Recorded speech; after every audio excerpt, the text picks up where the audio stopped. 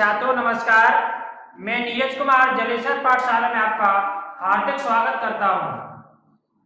Class 11 के गणित के इस बैच में हमने पिछली वीडियो के माध्यम से प्रश्नावली 1.3 के प्रश्न नंबर 1 और 2 तथा उससे संबंधित महत्वपूर्ण तथ्यों के बारे में जाना था। उसके आगे आज हम प्रश्न नंबर 3 से शुरू करते हैं। प्रश्न नंबर 3 है हमारा, मान लीजिए कि एक आपको समुच्चय दिया गया है, सेट दिया गया है, सेट ए यानी समुच्चय ए, जिसमें आपके अवयव दिए गए हैं एलिमेंट 1 2 3 4 5। यहाँ पर आपको सेट में ही उलझाने की कोशिश की है। थोड़ा आप सेट को अगर समझ गए तो इन सारे प्रश्नों को उत्तर आपको सिर्फ हाँ या सही गलत में देने हैं, जिन्हें आप आराम से दे सकते हैं। चलिए देखते हैं। तो मैं सेट में क्या कहा है, पहला एलिमेंट 1 है, दूसरा 2 है, लेकिन तीसरा एलिमेंट क्या है आप ध्यान रखेंगे। जैसे यहाँ लिखा है ब्रैकेट के अंदर 3,4, तो आप ध्यान रखिए पूरा आपके लिए एक ही अवयव माना जाएगा, ये दो अलग अलग अवयव नहीं होंगे। इसके बाद आगे दिया आपको कौन 5, यानी कुल मिलाकर हमारे पास कितने अवयव दिए इसके अंदर, तो 1 2 3 4। दिखने में भले वो 5 है लेकिन हमारे पास अवयव है कितने 4। तो इन 4 अवयवों को आप दिमाग में रखते हुए प्रश्नों को सोल्व करेंगे तो आप ये सारे प्रश्नों को आराम से लगा सकते हैं। यह प्रश्नों को लगाने के लिए आपको दो चिन्हों का यहाँ पर प्रयोग किया गया है। कौन कौन से, एक तो उप समुच्चय यानी सबसेट, ये वाला उप समुच्चय जिसको सबसेट कहते हैं। एक क्या है, बिलोंग्स टू यानी कि अवयव है, इसका मतलब क्या होता है अवयव है।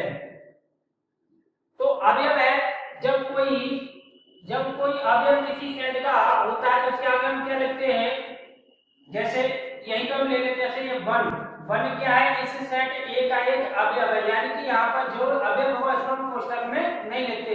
यदि इसका उप समुच्चय है तो इसी 1 को किस प्रकार से लिखेंगे, ब्रैकेट के अंदर लिखेंगे, कोष्ठक के अंदर। तो ये दो बातें आप ध्यान रखिएगा।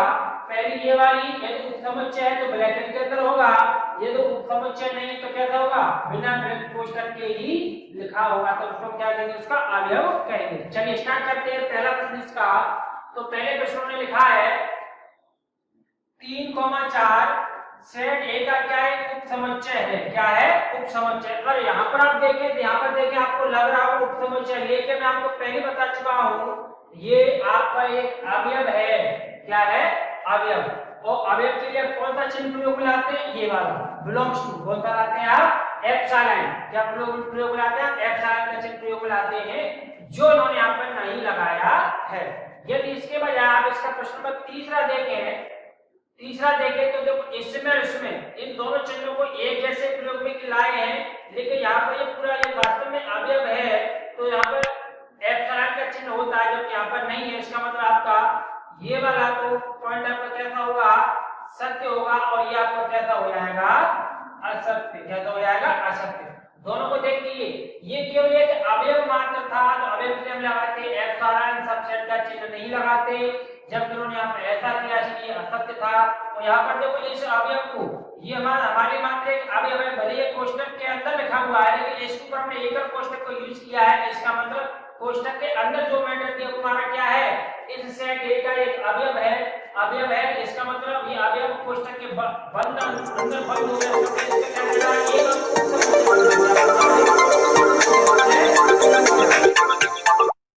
उप समुच्चय बन गया। इसके बाद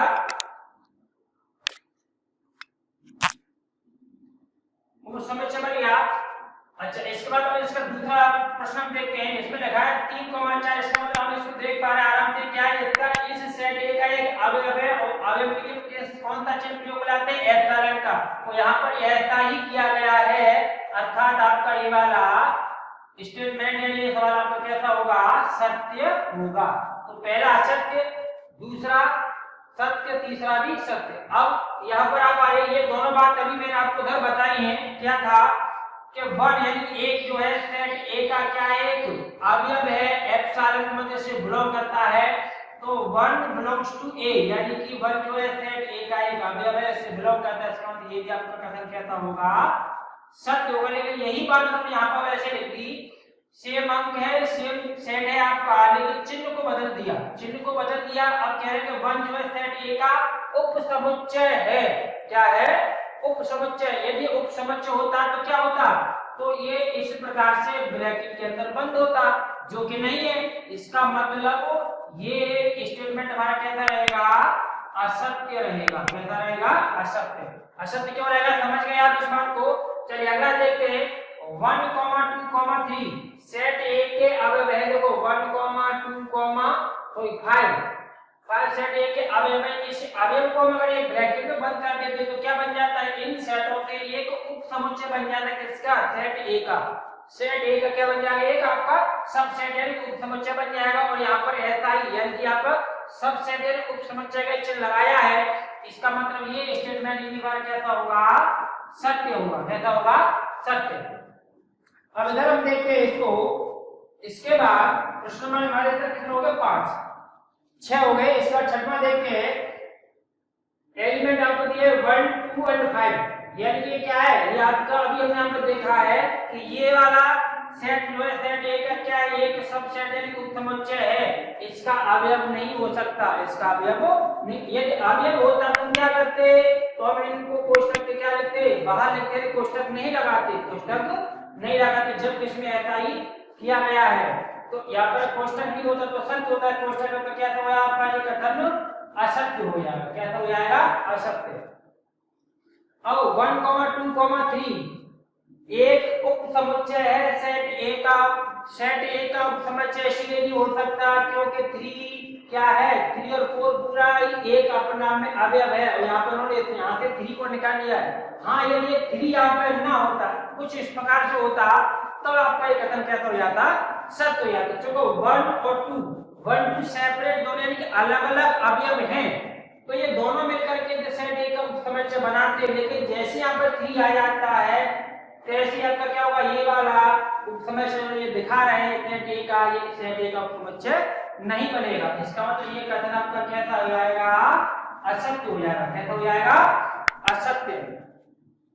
आगे लिखा है कि 5 बिलोंग्स टू ए।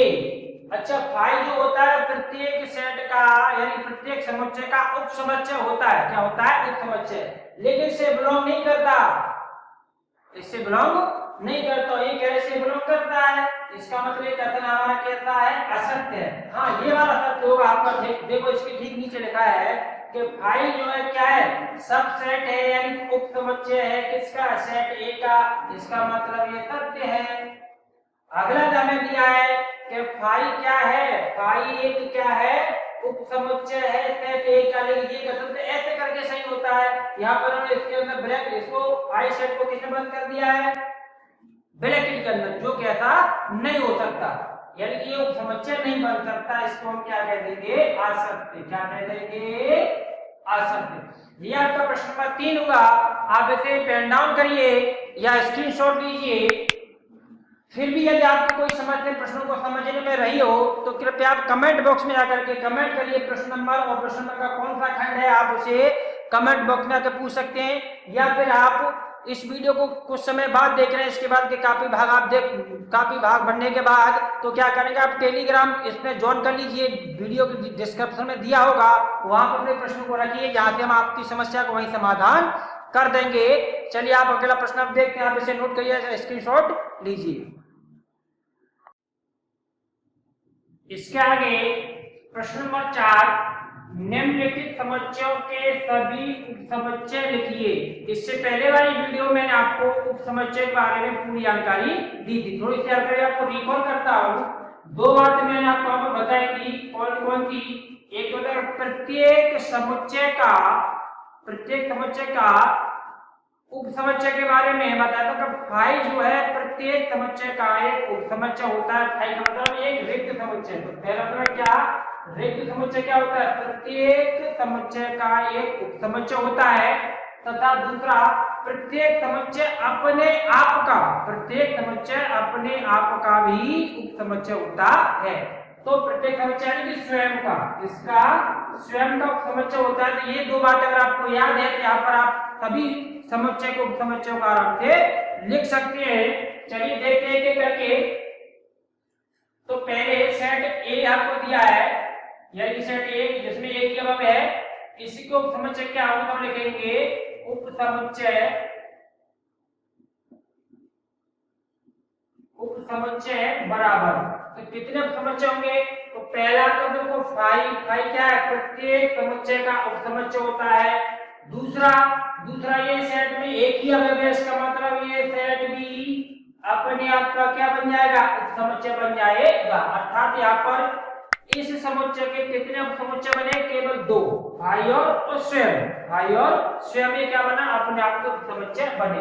अब इसके देखते हैं, तो इसके उपसमुच्चय कितने होंगे? तो इसके उपसमुच्चय होंगे आपके भाई। सबसे पहला उपसमुच्चय क्या बनेगा आपका? भाई। दूसरा क्या बनेगा? तुम दो, इसमें हमारे दो अवयव है, तो एक एक अवयव को अलग अलग एक एक करके लेंगे। तो पहला उपसमुच्चय आपका बन गया ए, दूसरा उपसमुच्चय बना आपका बी, और अगला उपसमुच्चय ए और बी दोनों को एक साथ लेने पर यानी स्वयं समुच्चय आ जाएगा अपने उपसमुच्चय के समूह में। तो कुल मिला के कितने उपसमुच्चय बने आपके? 1 2 3 4। ये दूसरे वाले समुच्चय के उपसमुच्चय होंगे। अगले वाले के उपसमुच्चय क्या होंगे आपके?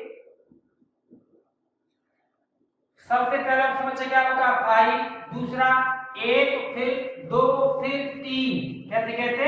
पहला 1 फिर 2 फिर 3 फिर 1 2 फिर 1 3 और 2 3। चलिए क्रम से लिखता हूं, आप समझते चलिए ध्यान से। पहला अकेला 1 लेंगे, फिर अकेले 2 को लेंगे, फिर अकेले 3 को लेंगे। अब क्या करेंगे? दो दो को जोड़े बनाएंगे। तो 1 का जोड़ा बनेगा 2 के साथ, तो 1 2 1 2, फिर 1 3, और उसके बाद फिर आपका कौन रह गया? 2 3। देख लीजिए आपके कितने उपसमुच्चय हो गए अब? तो 1 2 3 4 5 6 7। कितने उपसमुच्चय हो गए? टोटल 7 उपसमुच्चय हो गए। अब इसके उपसमुच्चय कितने होंगे आपके? उपसमुच्चय बराबर। तो भाई क्या होता है? भाई एक रिक्त समुच्चय होता है, इसके मतलब इसके अंदर कोई अवयव नहीं होता, तो ये स्वयं ही क्या होगा? ये स्वयं ही अपने आप का एक उपसमुच्चय होगा। ये प्रश्न आपका 4 प्रश्न में 5 दिया है, बहुत ही मजेदार और सोचने वाला प्रश्न है। हालांकि इसमें है कुछ भी नहीं। Power set of A, power set of A यानी कि पावर सेट के बारे में आपको पिछली वीडियो के माध्यम से बताया था। जिन लोगों ने वीडियो पिछली वाली देखी, प्लीज आप जाकर के पहले पिछली वीडियो को देखें, तब आप यहाँ पे चीजों को समझें, तो आपकी समझ में आएगी ना। आपकी सिर से ऊपर होकर निकलनी होगी, मेरी बात आपकी समझ में नहीं आ रही होगी। तो पावर सेट ऑफ ए के कितने अवयव है? कितने अवयव की यदि नंबर ऑफ एलिमेंट्स पूछेगा, यदि कब? यदि सेट ए कहता है आपका एक रिक्त समुच्चय है, सेट ए कहता है रिक्त है कि सेट ए के पास खुद अपना कोई अवयव नहीं है, तो इसके पावर सेट के कितने अवयव होंगे? मतलब इसका यहाँ पर खुद का कोई अवयव नहीं, तो यहाँ पर सिर्फ यही उठा के आप रख लेंगे, तो एक ही क्या मिलेगा आपको? एक ही अवयव मिलेगा। तो आप इसको लिखेंगे, हम लिखेंगे क्योंकि इसमें क्या एक ही power set of A equal to आप लिखेंगे पावर ऑफ ए का वैल्यू कितनी दे रखी है आपको? हमें दे रखी है 5। तो 5 का मतलब आप इसको लिख देंगे केवल एक ही समुच्चय यानी कि एक ही अवयव होगा, वो क्या है आपका? 5 होगा। क्या होगा? 5 होगा। बस यही इसका उत्तर था। ये आपके प्रश्न पर 4 और 5 हुए। इसके बाद हम अगले प्रश्नों को देखते हैं, आप इसको नोट करिएगा। अब अगला प्रश्न अपना प्रश्न नंबर 6, निम्नलिखित को अंतराल रूप में लिखिए। निम्नलिखित को अंतराल रूप में लिखिए। तो समुच्चय आर के अंतराल रूप समुच्चय के बारे में पिछली वीडियो में बताए थे। जिन्होंने पिछली वीडियो वास्तव में देखा वो समझ रहे होंगे इसको में क्या करना है। तो अंतराल में आपको 2-3 शर्तें बताई थी। जब छोटे कोष्ठक के अंदर संख्या होती है, जैसे आपका ए और बी, इसका मतलब इसके बीच के जो भी नंबर हैं, यानी कि ए और बी के बीच के आप जो भी नंबर पढ़ेंगे वो इसमें शामिल होने के ना ए और ना ही बी हमारा शामिल होगा। जब आपने ए और बी इस प्रकार से लिखा है, इसका मतलब इधर से बड़ा कोष्ठक इधर से छोटा कोष्ठक इसको क्लोज किया गया है। इसका मतलब इसमें ए तो शामिल है लेकिन बी शामिल नहीं होगा। यदि दोनों तरफ से कोष्ठक आपका बड़ा है, इसका मतलब इसमें ए भी शामिल है और आपका बी भी शामिल है। इस तरह से कुछ बातें मैंने आपको वहां पर बताई थी। चलिए, अगर आपको ये सारी बातें बताए तो बिल्कुल सेम यही प्रोसेस हमारे आप में लगना है, जिसको हम देख लेते हैं। तो पहले में दिया है कि एक्स सच दैट, यानी कि एक्स क्या है? इस पूरे समुच्चय का एक अवयव को प्रदर्शित करता है, जिसकी शब्द क्या है कि एक्स बिलोंग्स टू आर, यानी कि x कहां से बिलोंग करता है, रियल वास्तविक संख्या या रियल नंबर से बिलोंग करता है, जिसमें जिसके x की वैल्यू जो है, आप इस वाले स्टेटमेंट पे यहाँ ध्यान दीजिए, आपको पूरा क्वेश्चन यहाँ से तोड़ना है। x का मान कहता है माइनस के 4 से बड़ा है, लेकिन 6 से कहता है 6 से या तो छोटा है 6 के बराबर है। इसका मतलब इसमें 6 को शामिल किया गया है, लेकिन 4 को शामिल नहीं किया है। तो 4 के लिए आप क्या लिखेंगे, छोटा कोष्ठक इधर से और इधर से क्या लिखेंगे 6, और 6 के लिए आप क्या लाएंगे बड़ा कोष्ठक, क्योंकि 6 तक के सारे अवयव इसमें शामिल है, लेकिन मान के 4 इसमें शामिल नहीं, इसलिए आप इधर से लाएंगे छोटा कोष्ठक, इधर से लाएंगे बड़ा कोष्ठक। इसके बाद अगर ये x सच दैट x, यानी कि x आपका कहां से पहले बिलोंग करता है, रियल नंबर के सेट से बिलोंग करता है, लेकिन x की जो वैल्यू है कैसी है, x की वैल्यू आपकी माइनस के 12 से कैसी है, बड़ी है, लेकिन माइनस के 10 से छोटी है। मतलब इसमें दोनों ही नंबर को शामिल नहीं किया गया। इसके मतलब दोनों तरफ से आप क्या लिखेंगे, छोटा कोष्ठक आएंगे, तो माइनस के 12 और माइनस के 10 को छोटा कोष्ठक लगा दीजिए। अच्छा, इसके बाद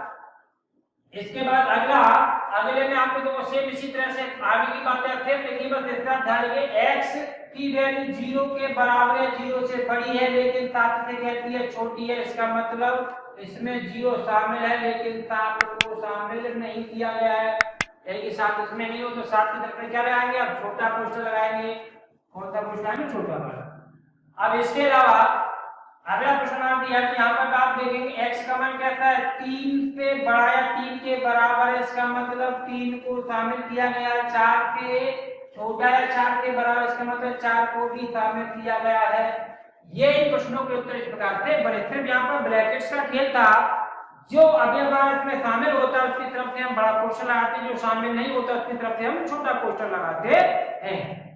तो ये हमें समुच्चय निर्माण रूप में दे रखा था, इसको मैं रोस्टर फॉर्म में लिखा। अब इसको रोस्टर फॉर्म में भी दे रखे हैं, अगले प्रश्न में इसका क्या बनाना है, समुच्चय निर्माण रूप में लिखना है। पढ़े लीजिए प्रश्नों को, निम्नलिखित अंतरालों को समुच्चय निर्माण रूप में लिखिए। किसमें लिखिए, समुच्चय निर्माण रूप में लिखिए। चलिए देख लेते हैं। अब हम आप देख रहे हैं तो क्या बनाएंगे, x सच दैट x, और x कहां से बिलोंग करेगा, बिलोंग्स टू r, और x का मान किस पर डिपेंड करेगा, तो यहाँ पर देखेंगे मास के 30 में शामिल है, नहीं है, इसका मतलब मास के 3 से तो बड़ा है, 0 शामिल नहीं है, लेकिन कहता है 0 से छोटा है, 0 से छोटा, आप इसको कोष्ठक को कर देंगे बंद।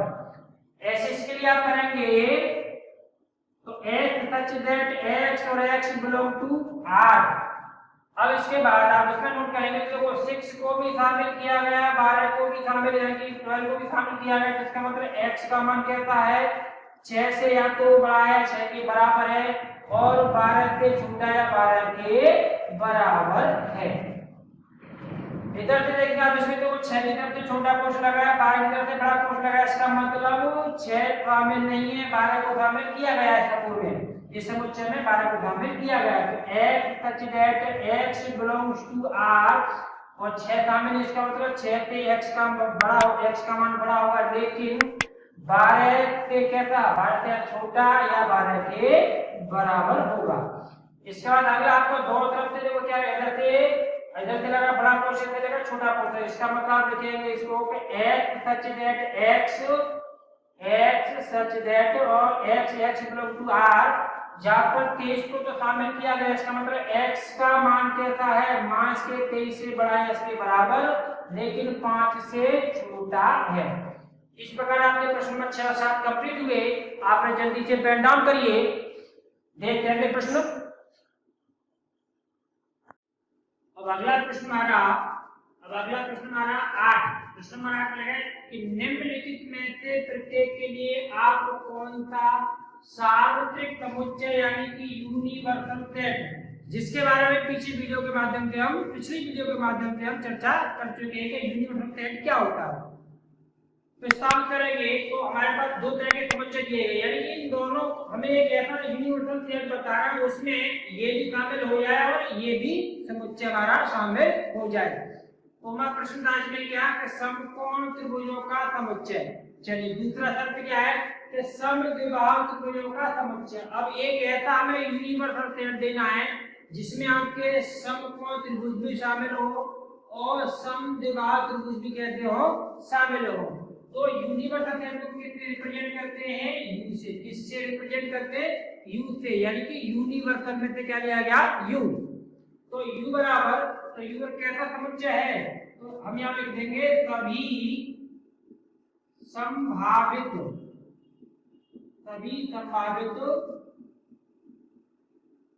त्रिभुजों का समुच्चय। अब आप देखिए, जैसे भी आपके चाहे वो कोणों के आधार पर हो चाहे भुजाओं के आधार पर, कैसा भी त्रिभुज, यानी त्रिभुज नाम की अगर वो चीज है तो वो सारे के सारे त्रिभुज आपके इस सेट में यानी इस समुच्चय में अब कवर हो जाएंगे। जो हमने लिख क्या दिया है, हमने लिख दिया है कि सभी संभावित त्रिभुजों का समुच्चय। अर्थात आप इसको अगर फिगर इसका बनाएंगे तो इस तरीके से ये आपको क्या कहलाएगा, ये आपका एक यूनिवर्सल सेट है। इसमें आपके समकोण त्रिभुज, समद्विबाहु त्रिभुज, विषमबाहु त्रिभुज और जे भी यूनिकोण त्रिभुज, जितने भी त्रिभुज होंगे सभी क्या होंगे आपके इस यूनिवर्सल सेट में शामिल माने जाएंगे। तो कुछ इस प्रकार की कहानी थी। अब अगला प्रश्न हो, प्रश्न नंबर 9 समुच्चय ए, यानी कि यहाँ पर हमें समुच्चय ए, समुच्चय बी, समुच्चय सी, तीन सेट दिए गए, ए और बी और हमारा सी। इन तीनों सेट को आप ध्यान से समझिए। सेट ए में हमारे पास तीन एलिमेंट है 1, 3 एंड 5। सेट बी में भी तीन एलिमेंट 2, 4 एंड 6 है। ये तीन विषम संख्या, इसमें हमारी सम संख्या दी गई है। सेट सी में विषम सम संख्या के साथ में क्या रखा गया, शून्य। तो मैं आपसे बात पूछूं, ये प्रश्न पूछूं कि शून्य आपकी क्या सम संख्या है, शून्य सम संख्या विषम संख्या है, शून्य आपकी एक सम संख्या होगी। या आपकी ना समझ में आए तो कमेंट करके बताइएगा शून्य आपकी सम संख्या कैसे हो। आपकी समझ में ना आए तो हम आपको बाद में एक्सप्लेन करते हैं। चलो मैं थोड़ा सा यही बात बता देता हूँ। शून्य जैसे आपने कहा, जैसे 1 + 3 बोल दिया तो क्या आया 1। आपने कहा जैसे 2 + 0 इक्वल टू कितना है आपका 2। आपने कहा 3 + 0 इक्वल टू कितना है 3। अब देखिए आप 1 इसमें जोड़ने पर आपको क्या कोई प्रभाव दिखाई दे रहा है, नहीं। आपका क्या है 1 है, या तो क्या 2 है, या तो कैसा है 3 है, यानी कि आपको ये कहता है सम या विषम है। तो आप इसका कमेंट बॉक्स के माध्यम से उत्तर बताएंगे। यदि नहीं आएगा तो हम आपसे बाद में इसी को शेयर करते हैं। चलिए देखते हैं। तो अब यहाँ पर लिखा है हमने कि तीनों समुच्चय, समुच्चय ए, समुच्चय बी और समुच्चय सी। तीनों समुच्चय में क्या है कि ए बी सी के लिए कौन सा या कौन से समुच्चय, यानी कि जैसा होगा सार्वत्रिक समुच्चय होगा। यानी कि नीचे उन्होंने 1 2 3 4 4 हमें समुच्चय दिए गए, इनमें से कोई एक या दो या तीन जो भी है उनमें से एक या दो बार क्या होगा, एक यूनिवर्सल सेट होगा। अब यूनिवर्सल सेट वही होगा जिस समुच्चय में इन समुच्चय ए बी और सी के एलिमेंट पाए जाएंगे। अब चलिए चेक कर लेते हैं। सेट एक पहला आपको इसमें सेट दिया है 0 1 2 3 4 5 6। अब देखिए इसमें सेट ए के तीनों में 1 3 5, तो देखो 1 3 5 है। सेट बी के तीनों में 2 4 6, तो 2 4 6 है। लेकिन सेट सी में आप जैसे चलेंगे तो इसका लास्ट नंबर क्या है 8 इसमें नहीं दिया गया है। इसका मतलब ये पहला वाला समुच्चय यूनिवर्सल सेट नहीं हो सकता, ये आपका यूनिवर्सल सेट नहीं है। अब इसे तो आप देख के समझ जाएंगे, भाई लिखा है इसका मतलब इसमें अपना खुद का कोई अवयव नहीं है, दूसरे का यूनिवर्सल सेट कैसे बनेगा। यानी जिसके पास खुद का कोई अवयव नहीं है तो वो किसी दूसरे सेट का यूनिवर्सल सेट कभी नहीं बन सकता। इसका मतलब ये भी क्या होगा, इन सेटों का यूनिवर्सल सेट नहीं होगा। अब आगे देखते हैं इसके लिए। इसमें आप देखें तो 0 1 2 3 आप चेक कर लीजिए, सारे सेट ए, सेट बी और सेट सी सबके एलिमेंट इसमें दिए गए हैं। इसका मतलब ये वाला सेट आपका इन तीनों सेट का यूनिवर्सल सेट होगा। अब लास्ट वाला चेक कर लेते हैं कि 1 से लेकर के 8 तक सभी नंबर दिए गए थे। यहाँ भी 1 से लेकर 8 तक तो दिए गए, इसमें शून्य जो सेट सी का अवयव है इसमें नहीं दिया गया है। इसका मतलब ये लास्ट वाला सेट यूनिवर्सल सेट नहीं बन सकता। तो कुल मिलाकर हमने देखा इन तीनों और समुच्चयों के लिए इन चारों में से केवल तीसरा वाला ऑप्शन हमारा सही था, यही के इन सब के लिए का एक यूनिवर्सल सेट की संख्या दे रहा है, बाकी तीनों सेट हमारे यूनिवर्सल सेट इसके लिए इन तीनों सेटों के लिए नहीं हो सकते। यदि आपको वीडियो अच्छी लगी हो तो कृपया से आप लाइक करें और अधिक से अधिक शेयर करें और चैनल को सब्सक्राइब करें, जिससे कि आपको तुरंत नोटिफिकेशन मिले। धन्यवाद।